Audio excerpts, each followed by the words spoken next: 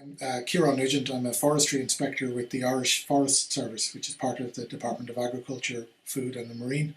And I'm based in southwest Ireland in Kerry, and I manage a forest district of about 60,000 hectares in that area, all commercial forests.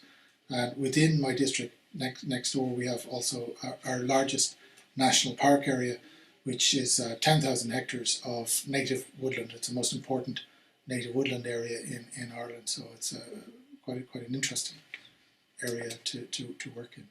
It's mainly coniferous of Sitka spruce, pine, but also we have, in the last 20 years, an increasing amount of privately owned small blocks of forest that are more diverse and more productive than the older state forests, but that also have a smaller tolerance for damage of different types.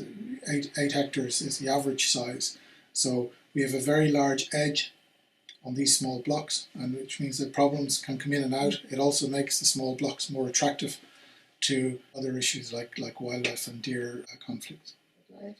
In terms of wildlife, we have been traditionally reactive. As foresters, we are normally historically reactive to wildlife, and we would like to be more proactive in terms of having flexible policies that allow us to manage wildlife problems without having to go for more extreme solutions, that we can deal with the problem at an earlier stage and move away from handling wildlife issues as problems and start incorporating wildlife as an integral part of our forest resource.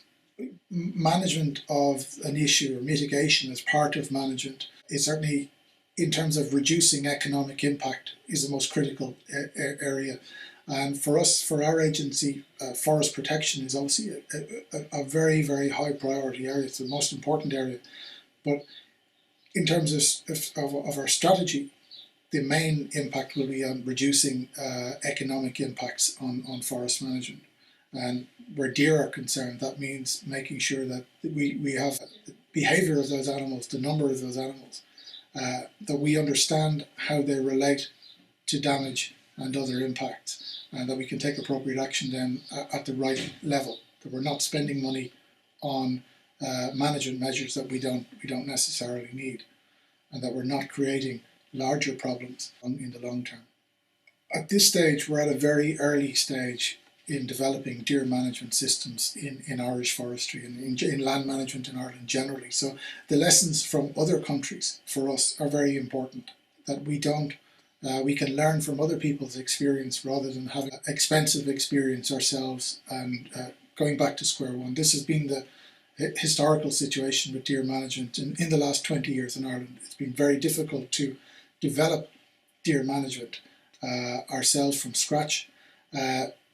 And we have a lot to learn from other jurisdictions and from other networks within Europe. There's a long tradition of deer management in other countries that we can learn from.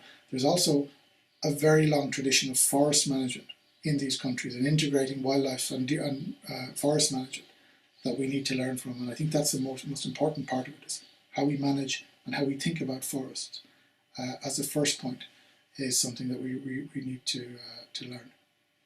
With any risk management, it's to identify the risk before it occurs, and that it's risk management, not problem solving after it has happened. And what we really would like to see is that we can move away from dealing with deer as a pest and begin to treat them as part of the economic capital of the forest, as part of the natural capital of the forest, and as an integral part of the structure of the forest, as opposed to being a separate, as a pest species.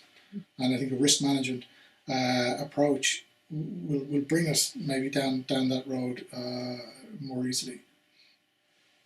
It gives us very quick access to expertise and experience in other countries, and it also allows us to share our experience with other member states, and from the point of view of avoiding having to reinvent the wheel, having to repeat mistakes maybe that have been made in other places. At the stage that we are at, it allows us to accelerate our program and possibly to help other member states to do the same and to share experience and also to share solutions in the long term.